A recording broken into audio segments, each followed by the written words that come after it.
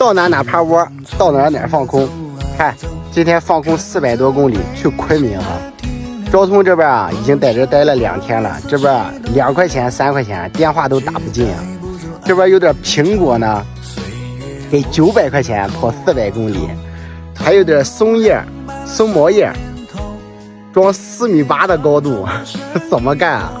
再就是这些鸡粑粑、牛粑粑，散装的、袋装的，也不给价格，没法干哈。在昆明呢，订了一车到西双版纳的活。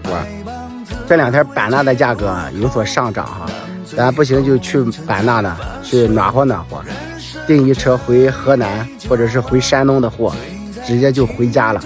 我现在在威宁的服务区加点水哈，来继续放空走。人间早已足够。